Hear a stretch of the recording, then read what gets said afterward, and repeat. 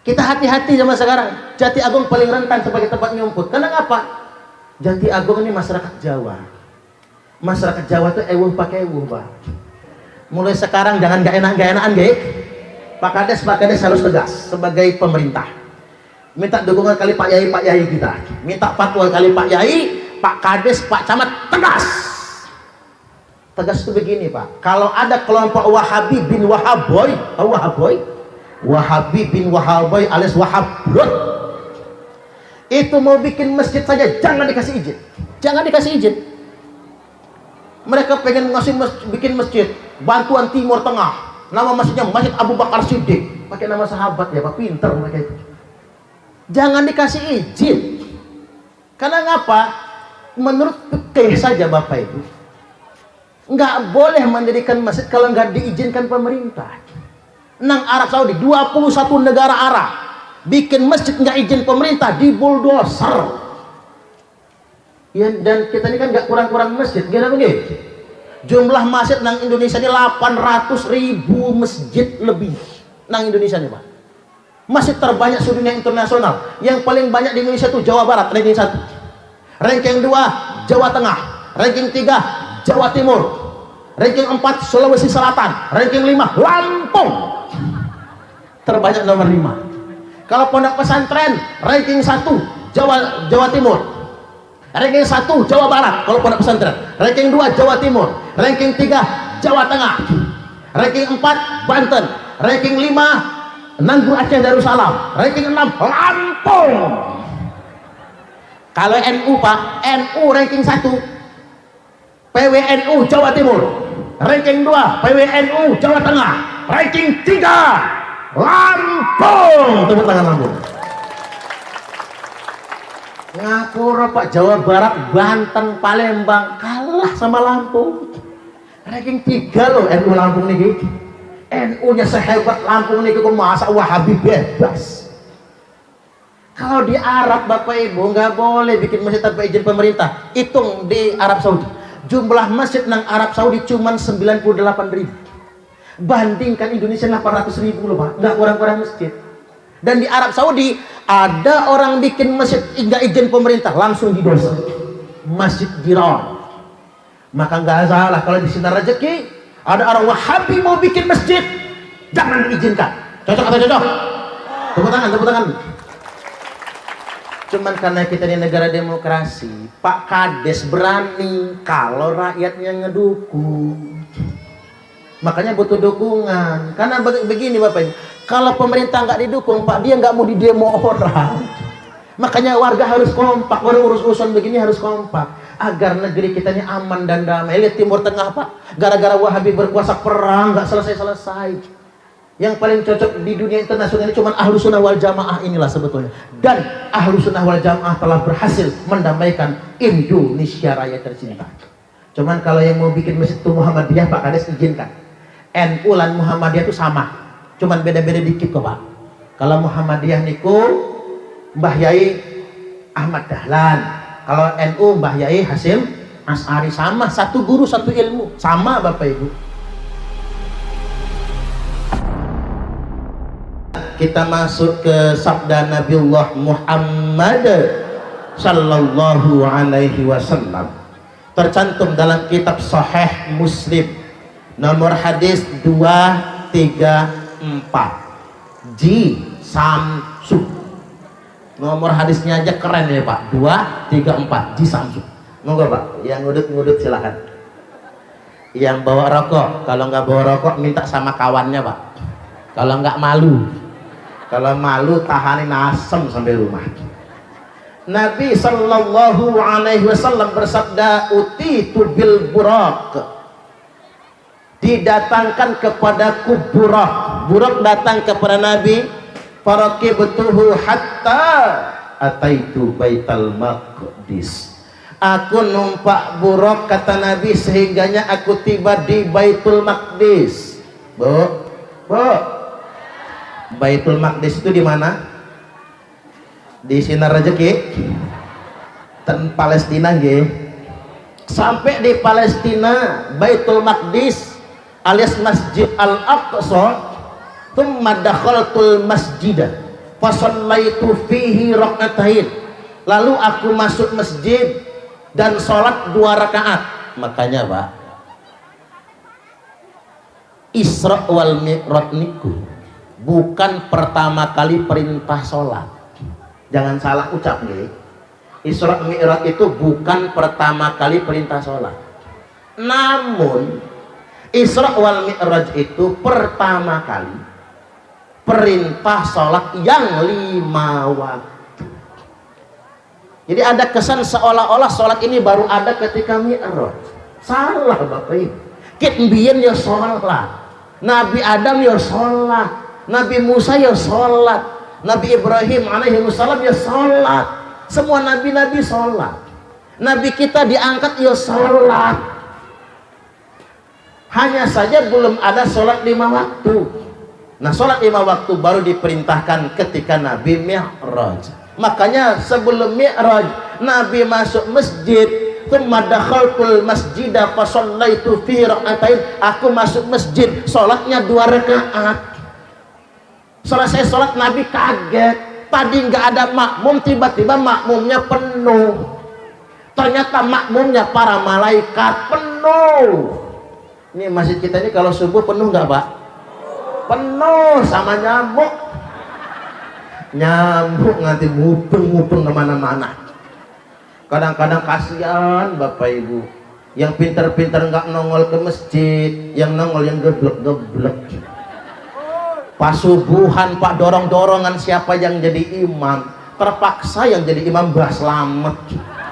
Ada Mbah Slamet nggak ya? Mbah Slamet sing ngimam. Kata Mbah Slamet, aku nggak bisa ngimam karena nggak apal kunut. Kata makmum, udah Mbah nggak apa-apa, nggak kunutan nggak masalah, yang penting subuhan. Ya kunutnya nggak apal soalnya. Oke kata Mbah Slamet. Mbah Slamet langsung masuk mihrab pengimaman. Sholat 2 rakaat bacaan yang singkat. Rakaat pertama Al-Fatihah, suratnya Kulhu. Rakaat yang kedua bar Fatihah, Mbah Slamet menang. Makmum kan bingung kok menang Pak, dikode sama makmum, aham. Mbah Slamet siap menang, aham, masih diem juga. Tambah rame yang aham. Mbah Slamet noleh ke belakang. Kata Mbah Slamet, boleh baca kulhu lagi enggak? Kata makmum, boleh Mbah. Niki imame geblek, makmume tambah geblek. Ya kita makmurkan masjid. Selesai sholat Nabi 2 rakaat, thumma kharajatu, kemudian aku keluar, kata Nabi, faja'ani Jibril, mendatangi aku malaikat Jibril, bi'ina'in min khamrin wa ina'in min laban, dengan secawan khamr dan secawan susu. Semangkok khamr, semangkok susu. Ditawarkan kepada Nabi, pilih Muhammad. Waktu itu Pak, khamr belum haram. Ayat yang mengharamkan khamr belum turun. Tahu khamr Bu? Ngerti khamr? Susu genderuwo. Kan ada susu manusia, susu beneran Pak, susu sapi. Niki susu genderuwo. Kalau orang Batak nyebutnya tuak. Ditawarkan kepada Nabi, waktu itu khamr belum haram, tapi Nabi pilih fakhtartul laban, aku pilih semangkok susu. Wa qala Jibril berkata, ikhtartal fitrah, pilihan kamu fitrah. Nah ini Pak, pas betul ceramah ini mau pemilu, milih itu fitrah, hati nurani. Cocok apa cocok? Cocok apa cocok? Nurani. Sebentar, nanti kita bahas itu. Kata Pak Kades, jangan nyinggung pemilu. Maksud Pak Kades jangan kampanye maksudnya. Kalau nyinggung mah harus pendidikan soalnya. Nabi dulu milihnya susu. Ikhtar fitrah, pilihan kamu fitrah tepat Muhammad. Loh Jibril, kalau saya salah milih, yang saya pilih khamr, apa jadinya? Kalau yang kamu pilih khamr Muhammad, dosa tidak karena belum haram? Enggak dosa salah pilih itu. Ingat Pak, nanti tanggal 14 Februari salah milih enggak dosa. Enak aja medeni rakyat. Awas Bapak Ibu, kalau Anda salah pilih nanti Anda disiksa dalam neraka. Enak aja. Kita mah nggak dapat apa-apa, masih masuk neraka gara-gara nyoblos. Mending gak usah nyoblos. Betul gak betul? Tepuk tangan dulu. Jangan nakut-nakutin umat, jangan. Cuma nyoblos tok kok. Jadi kalau ijtihad kita salah, pahalanya satu, dapat pahala, Pak. Kalau ijtihadnya benar, pahalanya dua. Jadi nggak usah takut. Hanya saja memang dulu Nabi enak milihnya, yang tangan kanan susu, yang tangan kiri khamar. Pilihannya pasti, addressnya jelas. Persis kayak nyanyian zaman dahulu. Gimana nyanyiannya? Madu di tangan kananmu, racun di tangan kirimu. Wih, keren. Ke ibu-ibu ini kalau nyanyi nomor 1 ya Pak. Ngaji aja yang malas sekarang. Madu di tangan kananmu, racun di tangan kirimu. Enak milihnya. Coba saya mau tanya ibu-ibu, kalau yang tangan kanan susu, yang tangan kiri khamar, pilih susu atau khamar? Susu. Kalau yang tangan kanan madu, yang tangan kiri racun, milih di madu apa di racun? Coba kita ulang lagi. Ini mungkin Pak Yai kurang terang, mak nih. Yang tangan kanan susu, yang tangan kiri khamar, milih susu apa khamar? Susu dong. Yang tangan kanan madu, yang tangan kiri racun, milih di madu apa di racun? Masya Allah. Ada yang jawab di racun loh Pak. Ada yang jawab di racun. Milih di madu makan mati, milih di racun mati. Ya sama, lakinya kawin lagi. Itu pertanyaannya yang salah. Artinya begini Bapak Ibu, selama masih jelas pilihannya, masih bisa dipilih.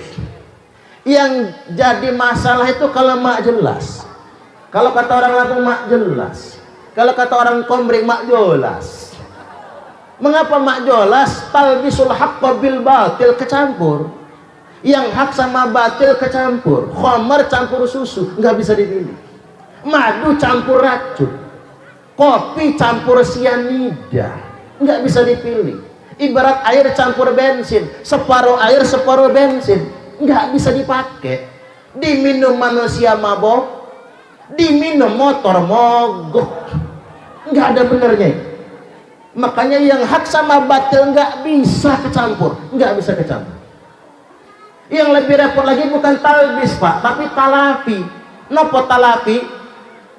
Talafi itu temannya salafi Pak, salah pikir. Yang lebih repot itu talafi, kamuflase, nipu.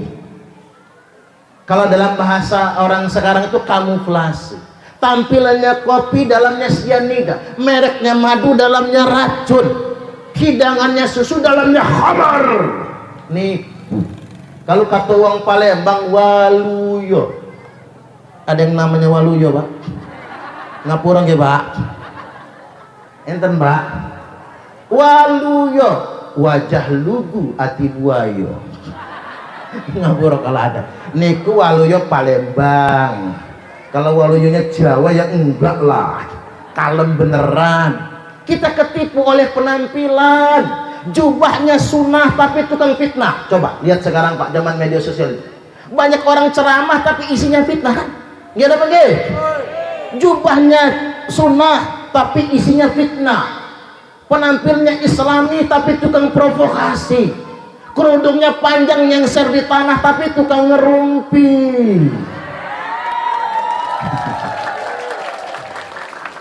Di sana banyak. Kalau di sini pusatnya. Kita dihadapkan dengan inkonsistensi, kata anak sekolah. Apa yang kita tampakkan di luar tidak sesuai dengan kenyataan. Kalau kata anak gaul BMW, tahu BMW? Bokong menipu wajah. Kata orang sekarang ya Pak, nggak sesuai dengan kenyataan, bakal kecewa. Kita memang dihadapkan dengan kondisi sedemikian rupa. Mak nih rajin ngaji, tapi kalau ngurumpi ya jago. Ibu-ibu ini Pak, kalau sudah ngomongin orang keriting bibirnya, matanya nanti mendelik. Nah ini Bapak Ibu, kembali lagi bahwasanya Jibril berkata, ikhtartal fitrah, pilihan kamu fitrah. Makanya 14 Februari Rabu yang akan datang ini Kemis G, 7 hari lagi, jangan lupa ojo lali ojo kelalen, datang ke TPS. Warga negara yang baik tidak boleh golput, gitu mungkin. Sengaja ya Bu, nanti Rabu depan 14 Februari ngopor ayam. Sengaja Pak, jangan kemana-mana, kita pesta, kita bergembira, pesta demokrasi. Datang ke TPS, jangan sampai golput, milihnya pakai hati nurani, gitu begitu. Amalkan doa Bismillahirrahmanirrahim, Allahumma arinal haqqa haqqan warzuqna ittiba'ah wa arinal batila batilan warzuqna ijtinabah. Apal nggak apal, kepanjangan doanya. Nggak apal doanya Bapak Ibu, begitu nyoblos baca Bismillah, Bismillah, coblos. Yakin kita nggak dosa, itulah pilihan kita, itulah hati nurani kita. Karena pilihan itu nurani, nurani itu punya kita masing-masing, gitu begitu. Bukan punya orang. Bapak-bapak nggak boleh maksa istri, istri nggak boleh maksa suami, tidak boleh ada intimidasi. Kita semua bebas memilih menurut nurani kita masing-masing. Cuman subang saran ge Bu, Pak, subang saran ge, ne iso kalau bisa ya Bu, milih itu rahasiakan, biar nggak jadi ribut Pak. Sampean milih siapa? Rahasia, ini nurani saya. Rahasiakan ya Pak. Apalagi bagi warga yang semua caleg ngasih dia ambil duitnya, itu wajib merahasiakan itu. Karena kalau tidak Pak, ngamuk calegnya. Dasar warga Sinar Rezeki munafik, duit saya diambil, saya nggak dicoblos. Ini umpama nih, kalau ada yang sedemikian rupa, mending rahasia Bapak Ibu, demi menghargai perbedaan. Ini politik itu urusan dunia. Ini apalagi terkait dengan milih presiden. Ada yang nanya sama saya, Pak Yai, capres mana yang bagus? Bagus semua. Yang 01 Anies Rashid Baswedan Muhaimin Iskandar, bagus. Yang 02 Prabowo Subianto Gibran Raka Buming Raka, bagus. Yang 03 Ganjar Pranowo Profesor Mahfud MD, bagus. Cocok. Cuman ngapura Pak Kades, ini kan nggak di dalam masjid tapi di luar. Saya tak kampanye. Kalau saya maunya, sayalah yang jadi presiden itu. Bapak, kalau saya jadi presiden geger Sinar Rezeki. Jeng jeng peng peng peng. Presiden Suparman Abdul Karim berkunjung ke pasar Sinar Rezeki. Keren. Nanti kalau saya jadi presiden, ibu-ibu saya angkut ke istana negara semua. Kita pengajian nang istana. Nanti Pak Kades saya angkat jadi menteri dalam negeri, Pak Yai Izhar menteri agama, Pak Ustadz Miftah menteri pendidikan. Ini koordinator KKN tadi sing lemu tadi tak jadi menteri pemuda olahraga. Kok saya jadi stres ya Bu ya? Ya maksud saya begini Pak, kalau maksa betul calonnya harus menang, ya ngapain orang yang jadi presiden, mending kita kan. Tapi hukum dunia nggak begitu. Ini politik murni Bapak Ibu. Untuk politik murni ini luber, langsung, umum, bebas, rahasia. Biarkan hak masing-masing. Ini bicara tentang hukum dunia, apalagi kalau bicara tentang hukum Gusti Allah, takdir Allah yang tentukan. Kemarin waktu kita pengajian muslimat sudah saya sampaikan, jangankan presiden, perkara besar ini, daun yang jatuh pun sudah ditakdirkan oleh Allah. Gitu begitu. Makanya nanti Bapak Ibu begitu hari Rabu habis nyoblos, sore sudah ada quick count. hasil hitung cepat sampai ke penetapan KPU.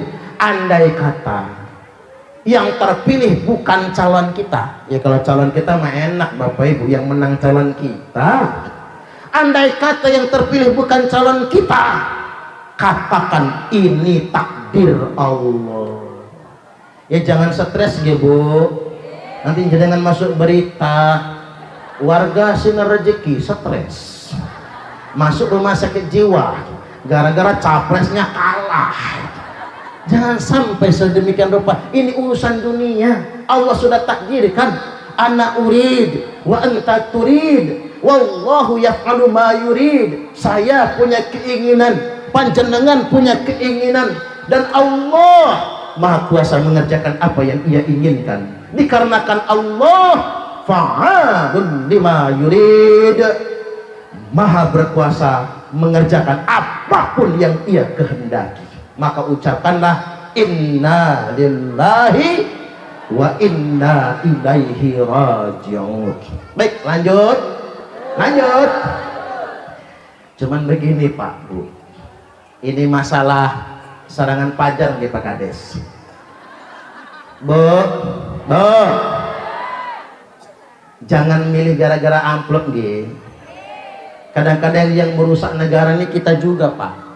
Ada yang sampai pasang spanduk tidak terima yang 50 ribuan, barang-barang wis domunda, minyak goreng mahal, beras mahal, kalau 200 ribuan saya coblos. Kita yang mental rusak itu. Ada caleg ngasih 50 ribu, cibir, pelit. Tapi cangkem yang ngomong pelit, duitnya diambil. Kan sekilit namanya Pak. Begitu ada caleg yang ngasih 100 ribu, insya Allah milih Bapak, insya Allah, nggak bisa dipercaya. Begitu ada caleg yang ngasih 200 ribu, siap saya nyoblos Bapak, mantap nih 200 ribu Pak. Begitu ada caleg yang ngasih 300 ribu, siap saya, keluarga saya semua nyoblos Bapak. Emak-emak lihat duit. Begitu ada caleg ngasih 500 ribu, apa kata mbok-mbok nih Pak? Siap saya nyoblos Bapak, Bapak juga boleh coblos saya. Hancur. Maksud saya betapa banyak orang menggadaikan nurani hanya gara-gara uang. Jangan sampai sedemikian rupa. Cuman saya nggak melarang Bapak Ibu. Kalau saya pribadi ngambil begituan nggak mau, ya nanti Allah marah sama saya. Kayak nggak syukur aja. Cuman di kampung saya nggak bisa dilarang Pak. Kata saya, bapak-bapak jangan ngambil money politik. Apa kata mereka? Ustadz nggak punya beras, beras mahal. Iya juga ya Pak, mau nggak mau diambil gitu, karena memang butuh. Tapi walaupun ngambil, nurani tetap diutamakan. Baik, selanjutnya tumma urija bina ila sama'id dunya. Kemudian kami, kata Nabi, ditarik naik ke langit dunia, langit pertama. Naiknya nggak sembarang mumpung ke langit Pak, itu ditarik. Makanya kalimatnya urija, dinaikkan, bukan naik sendiri. Pakai apa? Pakai al-ma'arij, tangga-tangga. Jadi ada tangga dari langit ke bumi, dari bumi naik ke langit. Minallahi dil ma'arij. Itu lewat tangga-tangga tersebut yang kadarnya itu dalam satu hari saja karena miqdaruhu khamsina alfasanah, sama seperti jarak tempuh 50.000 tahun lamanya. Sampai di langit pertama, fastaftaha Jibril. Jibril minta dibukakan pintu. Faputih alana, dibukakan pintu langit pertama. Faida anabi Adam alaihi salam. Ketika itu saya langsung dijumpa dengan Nabi Adam alaihi salam. Farhaba bi wa da'a li bi khair. Adam menyambut aku dan mendoakan aku dengan kebaikan-kebaikan. Dipeluk Nabi kita oleh bapak moyang kita. Cuman ada yang aneh, kata Nabi, di sekeliling Nabi Adam banyak bayangan-bayangan hitam. Ketika beliau noleh ke kanan, beliau senyum. Begitu noleh ke kiri, beliau menangis. Nabi bertanya, man haula ya Jibril, memangnya mereka itu siapa ya Jibril? Kata Jibril, Muhammad, yang sebelah kanan itu arwah, ruh, anak cucu Adam yang bakal masuk surga. Semoga leluhur kita termasuk golongan kanan. Allahumma amin. Yang sebelah kiri Jibril, yang sebelah kiri Muhammad, itu ruh, anak cucu Nabi Adam yang bakal masuk neraka. Makanya noleh ke kanan tersenyum, noleh ke kiri beliau menangis. Makanya ada satu sesi Nabi kunjung ke surga, Nabi kunjung ke neraka. At-tala'tu fil jannati fara'aitu aktsara ahlihal fuqara. Aku kunjung ke surga, kata Nabi. Begitu aku lihat di dalam surga, ternyata di surga itu rata-rata orang fakir. Inilah alasan saya tadi Bapak Ibu, petani masuk surga, pekebun masuk surga, peternak masuk surga, nelayan masuk surga. Mereka peras keringat banting tulang, kepala jadi kaki jadi kepala. Apa mana jadi petani di sana rezeki, cuaca panas kayak gini model. Pantesan banyak yang gosong di sini. Paling ibu-ibunya serodok bening, itu pun karena bedaknya. Jajal sudah mau jam 12 siang, bedak kecampur keringat persis kayak urapan. Makanya petani itu Pak masuk surga, kerjanya capek, kerjanya keras Bapak Ibu, tetapi hidupnya apa adanya. Yang penting cukup. Alhamdulillah. Yang berlebih bukan petani, yang berlebih itu pejabat. Kalau pengusaha lebih nggak apa-apa Pak, wajar karena usaha. Kata Nabi kan rezeki paling banyak dari dagang. Tapi yang jadi masalah itu ketika pejabat hanya memperkaya diri. Dulu kita mengganti orde baru pakai orde reformasi. Alasannya apa? Karena di orde baru KKN, korupsi, kolusi, nepotisme. Bukan kuliah kerja nyata, bukan ya. Korupsi, nepotisme. Kita ganti orde baru dengan orde reformasi, tujuannya untuk membersihkan korupsi. Sekarang saya tanya, ini korupsi sekarang habis apa tambah banyak? Tambah banyak Pak. Korupsi tambah merajalela. Ini masalah kita Bapak Ibu. Makanya ada anekdot ini. Anekdotnya begini, Presiden ganti cat istana negara, nender proyek. Pemborong pertama Cina. Kata Cina, saya sanggup 3 miliar untuk ganti cat. Presiden tanya, 3 miliar buat apa saja? 1 miliar untuk beli cat, yang 1 miliar buat upah yang ngecat, yang 1 miliar profit untung bagi kami. Ini Cina yang nender. Yang kedua yang nender pengusaha Amerika. Kata orang Amerika, kami sanggup 4 miliar. 1 miliar buat beli cat, 2 miliar buat upah, karena Amerika upahnya standar tinggi. 2 miliar buat upah, 1 miliar profit untung buat kami. Yang nomor 3 yang nender kontraktor Indonesia. Kata kontraktor Indonesia, kami sanggup 10 miliar. Mahal Pak. Yang Cina cuma 3 miliar, yang Amerika cuma 4 miliar, Indonesia minta harga 10 miliar. Yang menang pengusaha Indonesia. Yang mahal malah menang. Kok iso? 10 miliar, 4 miliar buat Pak Presiden, 4 miliar buat Pak Gubernur. Bahasanya kan begitu kalau tendernya sama gubernur. 4 miliar buat Bapak, kemudian 3 miliar untung kami, profit kami. Yang 3 miliarnya mau tak kasih sama Cina yang mengerjakan nanti. Allahu Akbar. Menang Bapak Ibu. Mau tahu nggak mengapa Indonesia ini masih melarat, belum maju-maju? Ini mental Indonesia. Cina ini kan anekdot gitu, nender umpama gubernur atau bupati. Cina ngasih gubernur, Cina sanggup cuma dihargai 3 miliar, Amerika sanggup dihargai 4 miliar. Kok Indonesia jual mahal? Pengusaha Indonesia mau 10 miliar. Tapi mengapa menang tender? Karena sudah disiapkan 4 miliar buat setoran. Apa pengusaha Indonesia juga yang ngerjain? Ternyata enggak juga. Yang mengerjakan tetap Cina juga. Makanya Bapak Ibu, sekarang kita dihadapkan dengan keprihatinan. Masih banyak di Provinsi Lampung ini, ngapurung ini fakta Pak.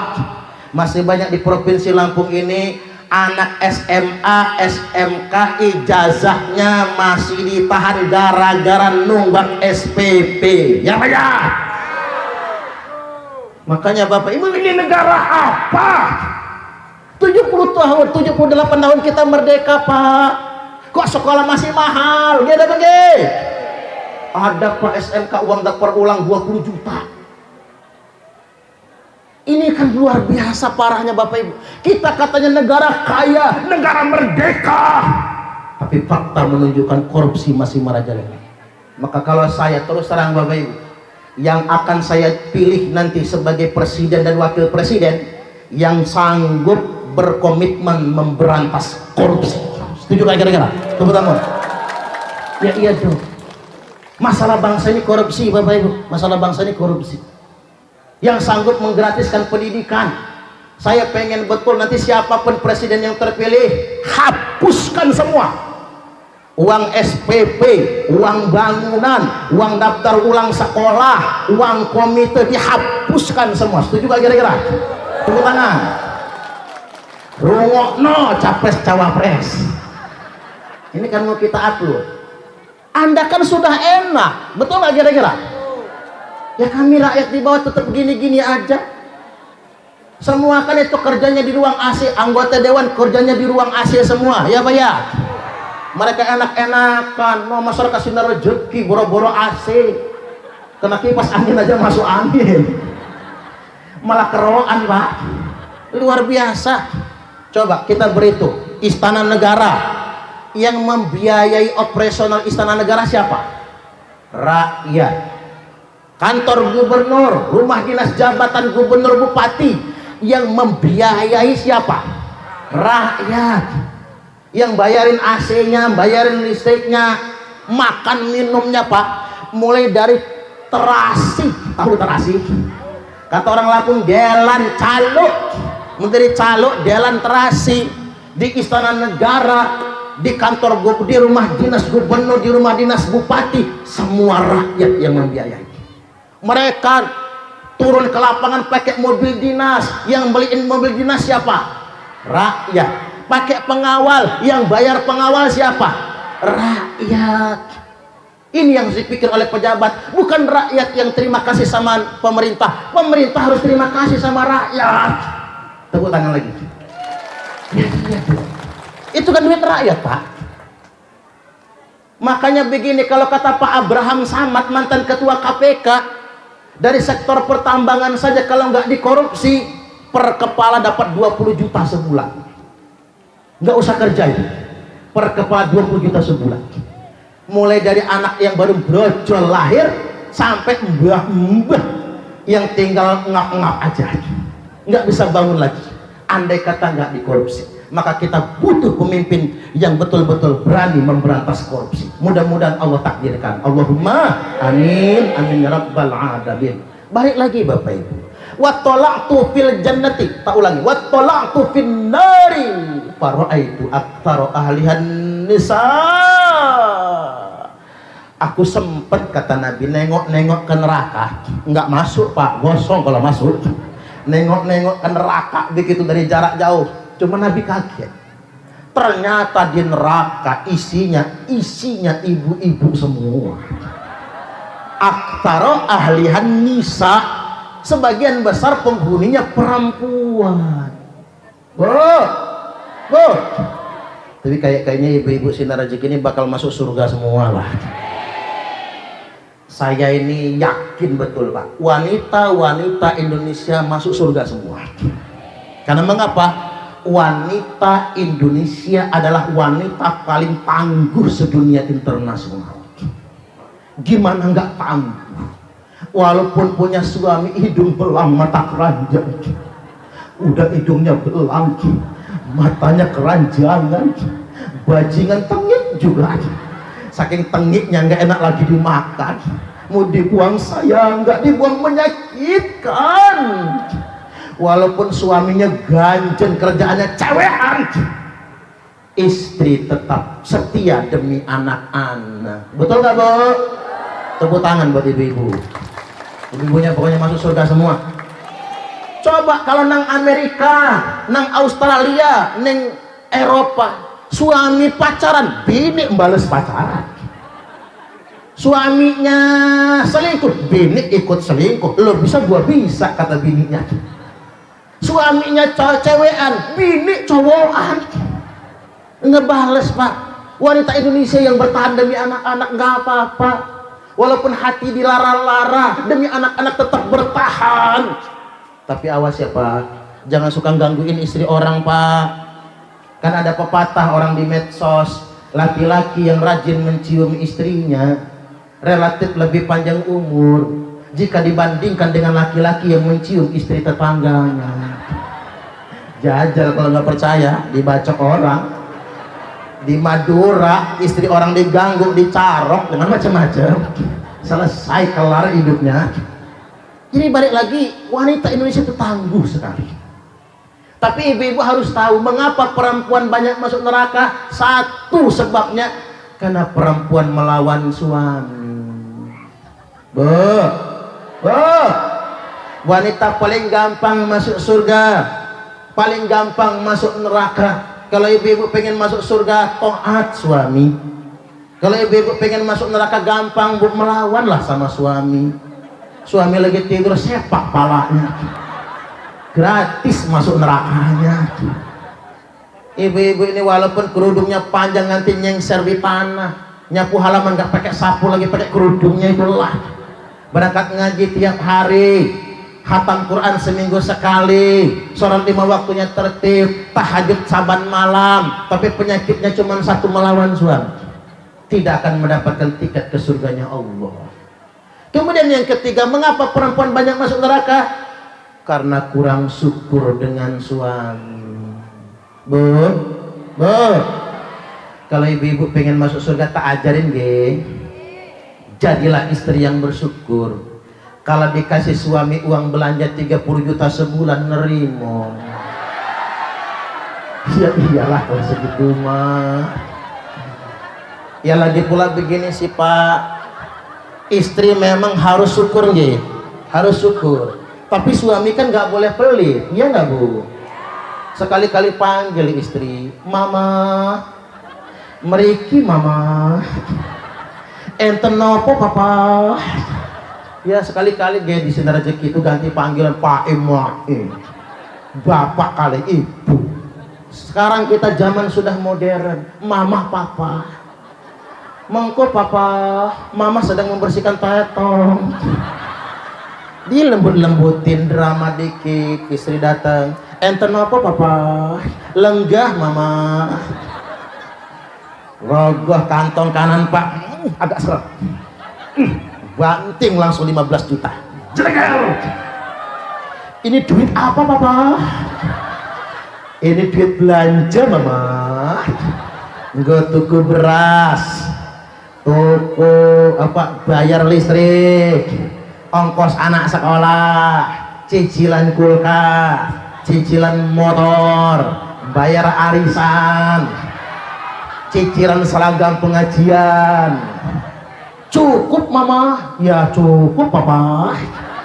Malah enten turahe. Nah, nek turah simpen kalih Mama, disimpen, dihemat-hemat. Itu suami yang baik. Istri suruh nyimpen duit, nggak diambil lagi walaupun bersisa. Istri ngekep 15 juta mau nyimpen ke kamar, nanti dulu Mama, masih ada yang kurang. Rogoh lagi Pak, kantong kiri ambil lagi 15 juta. Jelek. Ini uang apa lagi Papa? Ini spesial bonus untuk Mama.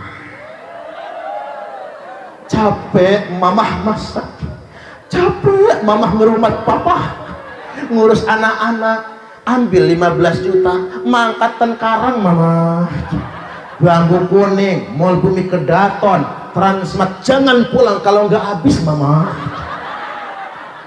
15 juta uang belanja, 15 juta bonusnya, 30 juta. Mau nggak Bu? Ngimpi kok judul langit lah Bu. Tapi kalau ada kasih ya Pak. Kalau ada, nggak segitu nggak apa-apa. Yang penting kasih, jangan pelit. Karena ibu-ibu ini Pak paling sebel sama laki-laki yang pelit. ngasihnya cuman dikit, itu pun diungkit-ungkit. Ya Pak ya, tepuk tangan. Rasain tuh bapak-bapak. Ada nggak yang kayak gitu? Mana? Tunjukin sama saya. Pelitnya, naudzubillah. Kalau ada istri pasti nerimo. Karena wanita Indonesia adalah wanita paling bersyukur. Cuman saya perlu ingatkan buat pembantu kerja Pak Kades ya Bu.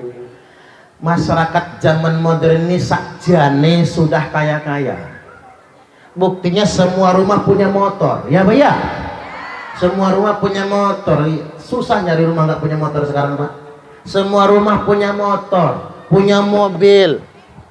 Cuman begini Bapak Ibu, kita ini kaya-kaya tapi mentalnya yang masih miskin. Buktinya rumahnya sudah beton, lantainya sudah keramik tapi masih nerima PKH. Berarti bener. Ini soal mental Bapak Ibu. Ini soal mental sebetulnya. Mestinya kan kalau sudah begitu rumungso nggih, ada yang lebih susah kan?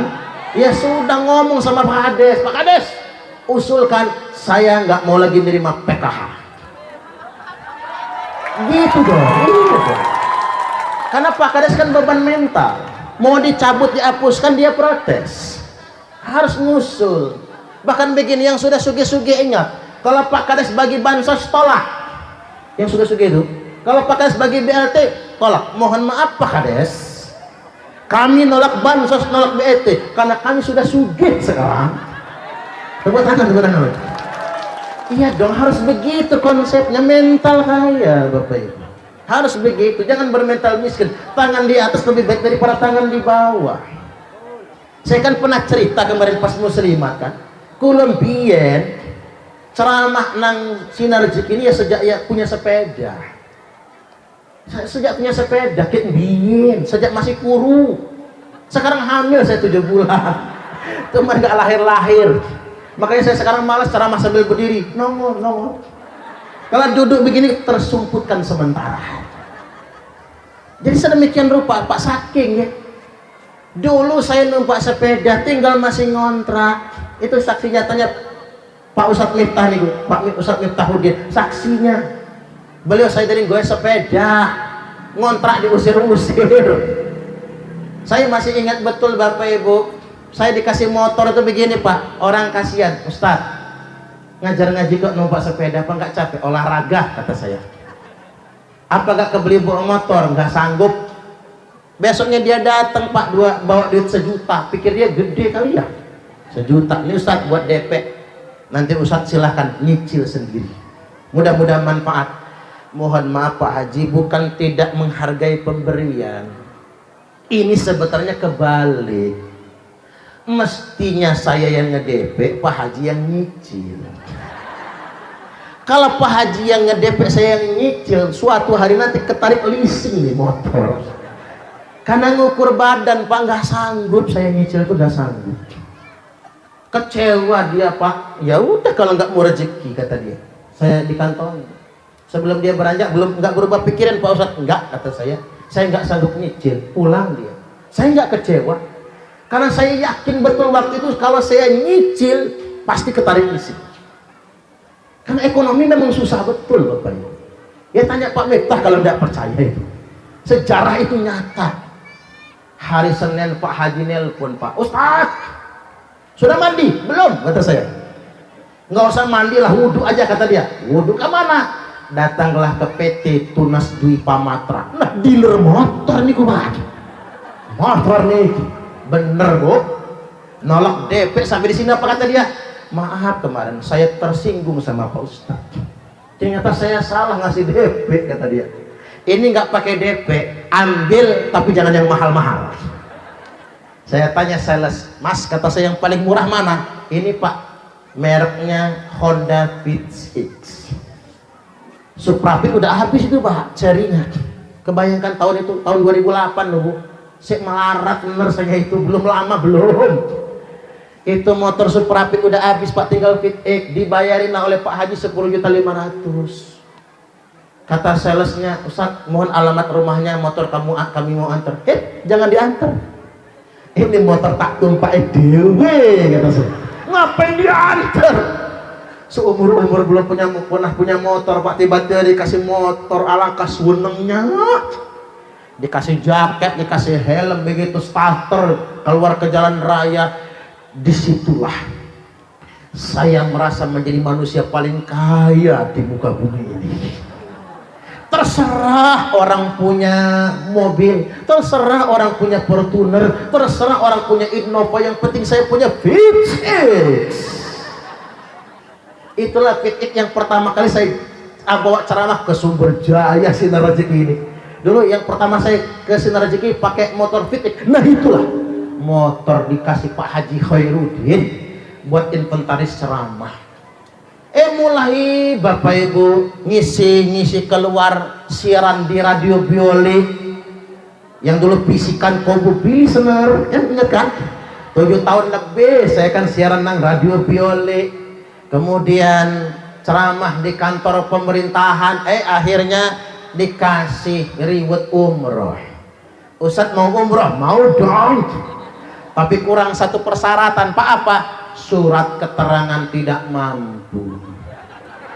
Nah itu masalahnya. Kata saya, Pak, boleh nggak usah pakai surat ini? Nggak bisa, ini syarat. Lo ngapa emangnya?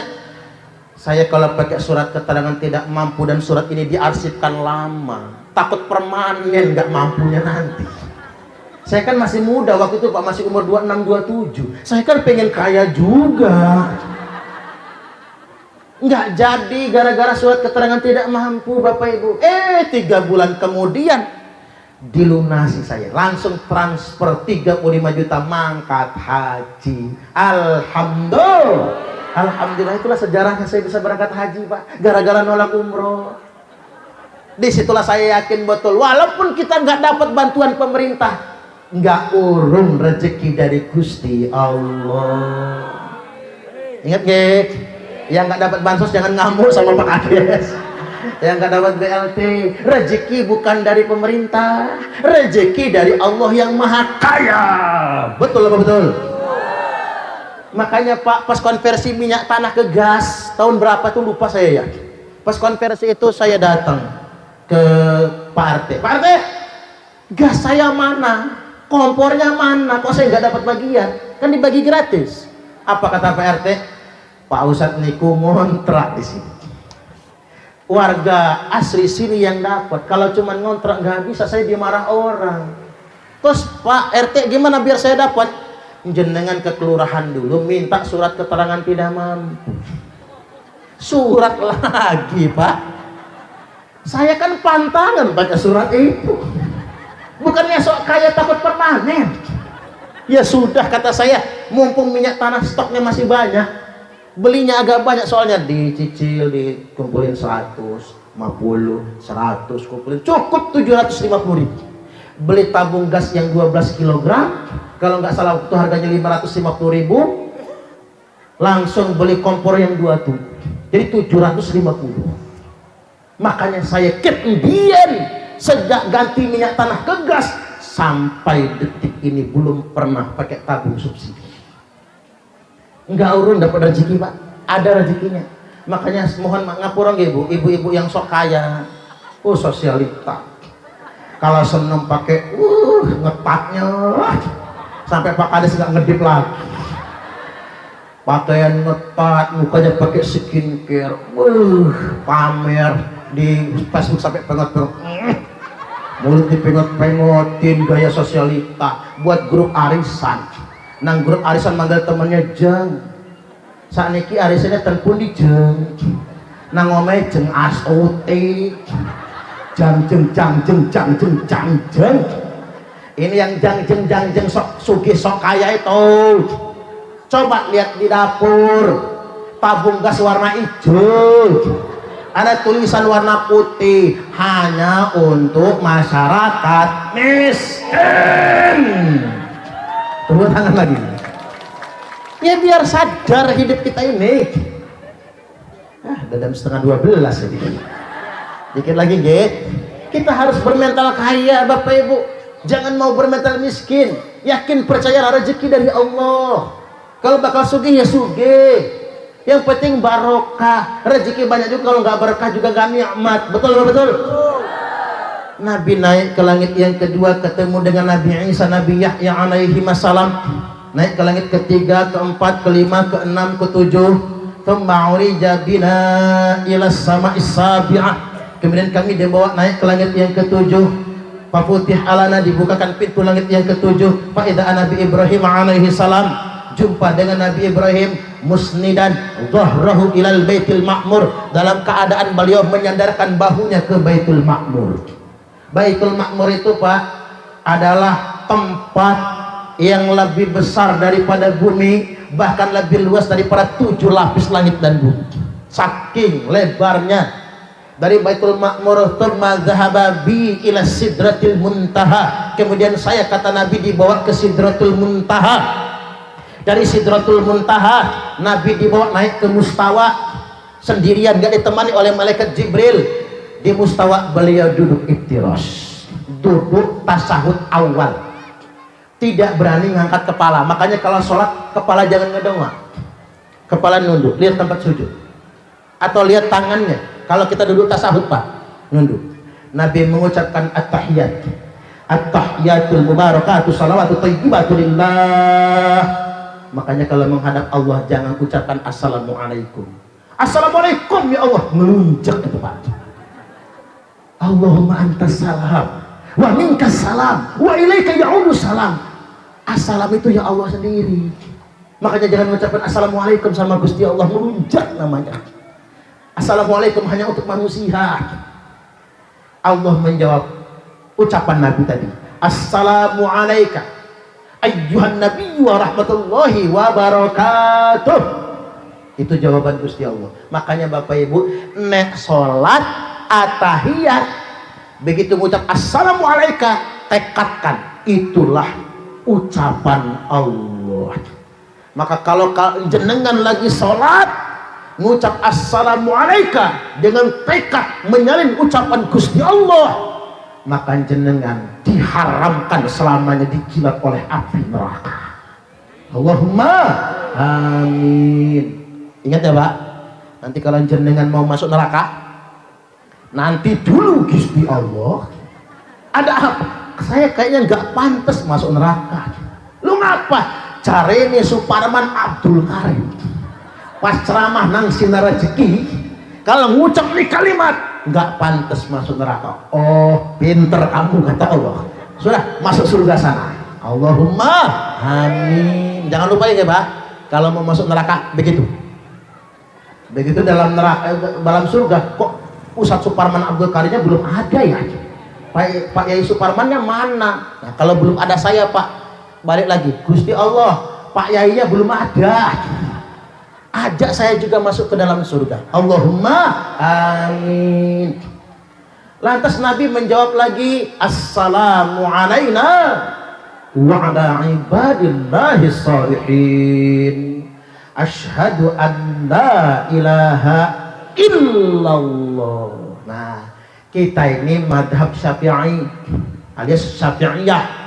Para yai sudah mengajarkan kepada kita illallah ngangkat. Ini Imam Syafi'i. Kan ada 4 macam. Imam Hanafi begini, la ilaha illallah turun, nggak digenggam Pak. Kalau Imam Hanafi nggak digenggam. Kalau kita baca di Mizan Kubro kan jelas itu. Fikih 4 madhab ya, rahmatul ummah, fikih 4 madhab. Imam Hanafi begini, angkat dikit, nafi la ilaha, angkat, isbat illallah turun. Itu Imam Hanafi. Pengikut terbanyak kedua Imam Syafi'i, terbanyak kedua pengikutnya. Illallah ngangkat, illallah ngangkat. Cuman ada 2 macam, ada yang dari awal menghampar, ada yang dari awal sudah ngegenggam. Tapi illallah ngangkat, tangan, jempol tangan ketemu jari tengah. Pendapat terbanyak ketiga Imam Hambali, atahiyat udah ngangkat, dari atahiyat udah ngangkat. Ini Imam Hambali. Kalau cara Indonesianya tuh saudara-saudara kita dari Muhammadiyah, dari ilallah udah ngangkat, dari atahiyat udah ngangkat. Itu Imam Hambali. Yang paling dikit pengikutnya yang nomor 4, Imam Malik. Imam Malik niku diangkat, digerakkan ke kanan ke kiri. Tak, tak, tak, tak, tak, tak. Cuman Imam Malik, coba kita baca di Mizan Kubro, Imam Malik niku katanya kan kanan kiri. Cuman saya bingung sekarang kok bukan kanan kiri, atas bawah. Ada yang muter-muter, wer. Ingatnya dok, ini anak-anak Unila itu banyak dulu yang begini-begini. Anak Unila. Kalau anak IAIN mah enggak, karena anak IAIN banyak anak pondok soalnya. Muter-muter. Enggak, kalau begini-begini saya takut saja kalau ketutupan sarung, Pak. Apa kata orang kalau ketutupan sarung? Ini hati-hati Bapak Ibu. Menurut peta radikalisme terorisme, Lampung Selatan ini, Jati Agung ini Pak, wilayah rentan terhadap tempat nyumputnya kelompok radikal. Kan begitu.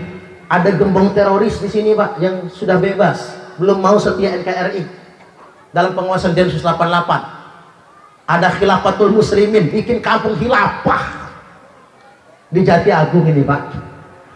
Itu yang tempur sama saya kemarin itu. Jadi sampai aneh juga, mereka sebel sama saya, tapi pas mereka tobat, saya yang diminta ceramah Pak.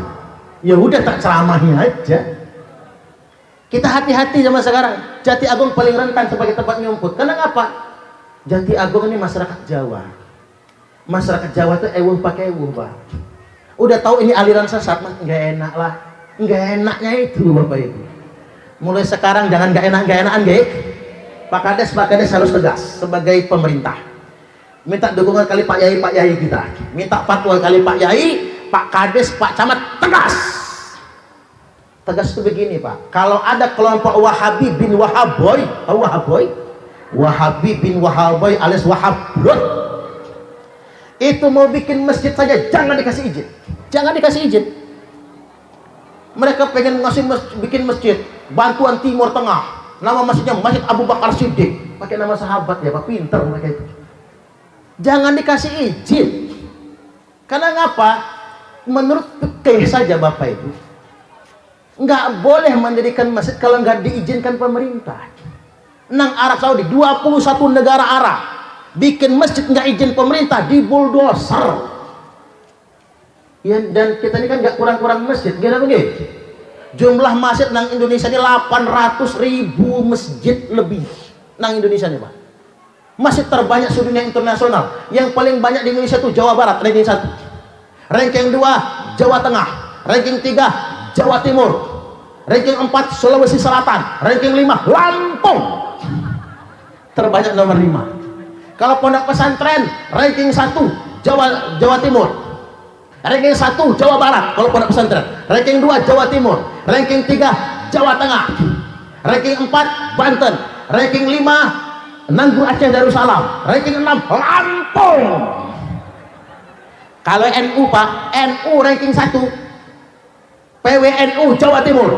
Ranking 2 PWNU Jawa Tengah. Ranking 3 Lampung. Tepuk tangan Lampung. Ngapura Pak, Jawa Barat, Banten, Palembang kalah sama Lampung. Ranking 3 loh NU Lampung nih. NU nya sehebat Lampung nih, kok masa Wahabi bebas. Kalau di Arab Bapak Ibu nggak boleh bikin masjid tanpa izin pemerintah. Hitung di Arab Saudi, jumlah masjid nang Arab Saudi cuma 98.000. Bandingkan Indonesia 800.000 loh Pak, nggak kurang-kurang masjid. Dan di Arab Saudi ada orang bikin masjid nggak izin pemerintah, langsung didosa. Masjid Dirar. Maka nggak salah kalau di Sinar Rezeki ada orang Wahabi mau bikin masjid, jangan diizinkan. Cocok atau cocok? Tepuk tangan, tepuk tangan. Cuman karena kita di negara demokrasi, Pak Kades berani kalau rakyatnya ngedukung. Makanya butuh dukungan. Karena begini Bapak Ibu, kalau pemerintah nggak didukung Pak, dia nggak mau didemo orang. Makanya warga harus kompak, urus-urusan begini harus kompak agar negeri kita ini aman dan damai. Lihat Timur Tengah Pak, gara-gara Wahabi berkuasa perang nggak selesai-selesai. Yang paling cocok di dunia internasional ini cuma Ahlus Sunnah wal Jamaah inilah sebetulnya. Dan Ahlus Sunnah wal Jamaah telah berhasil mendamaikan Indonesia Raya tercinta. Cuman kalau yang mau bikin masjid itu Muhammadiyah Pak Kades izinkan. NU dan Muhammadiyah itu sama, cuman beda-beda dikit kok Pak. Kalau Muhammadiyah niku Mbah Yai Ahmad Dahlan, Kalau NU Mbah Yai Hasyim Asy'ari sama, satu guru satu ilmu, sama Bapak Ibu. Cuman tetap diwaspadai kalau dia hanya berkedok Muhammadiyah. Kenyataannya dia Wahabi Salafi takfiri. Baik, lanjut dikit lagi. Setelah itu fa'auhallahu ta'ala anayya khamsina sholah. Allah wahyukan kepada saya, kata Nabi, 50 sholat. Nah, ini tawar-tawar, singkat cerita tinggal 5 waktu sholat. Ya Muhammad, wahai Muhammad, innahunna khamsa sholawatin, sesungguhnya dari 50 itu adalah 5 waktu sholat. Likulli sholatin ashrun, satu sholat nilainya 10, fadzalika khamsuna sholat, maka jumlahnya sama dengan 50 juga. Maka janji Allah, barang siapa yang menjaga 5 waktu sholatnya, alaihinna liwaktihinna, pada waktu-waktunya, adkhaltuhul jannah, ku masukkan dia ke dalam surga. Maka puncak dari mau'idhah pada kesempatan kali ini adalah, yuk kita jaga sholat. Islam itu enggak muluk-muluk. Sholat itu paling lama cuman 5 menit, gitu begini. Kalau kita bacanya singkat-singkat, suratnya yang pendek, yang penting tumakninahnya dapat, ya paling banter 2 menit Pak. Maka jangan malas sholat, jangan kayak kata orang sholat zuhur mepet asar, asarnya numbur maghrib, maghribnya mentok isya, isyanya ketiduran, subuhnya kesiangan. Bapak-bapak niat subuhnya begini, usalli fardhu subhi rak'ataini mustaqbilal qiblati qodoan lillahi ta'ala. Lah kok qodoan Pak, jam 8 sholat subuhnya. Ibu-ibu nyusul usalli fardhu subhi rak'ataini mustaqbilal qiblati, kesiangan dan kawanan lillahi ta'ala. Lah kok kawanan Bu, jam 10 sholat subuhnya. Nanti anak jenengan niru apa kata anak, usalli fardhu subhi wal dhuhri wal asri wal maghribi wal isya'i kroyoan oplosan lillahi ta'ala. Hancur sholatnya. Jaga 5 waktu sholat, hidup dunia barokah, di kuburnya bahagia, akhiratnya masuk surga. Allahumma amin, amin ya rabbal alamin. Baik, demikian saja dulu dari saya. Sudah makin siang makin panas. Mudah-mudahan ini semua barokah, mudah-mudahan kita semakin mempererat sambung tali silaturahim dan saling menguatkan kekeluargaan satu sama lainnya. Wallahul muwaffiq ila aqwamit thariq. Wassalamualaikum warahmatullahi wabarakatuh.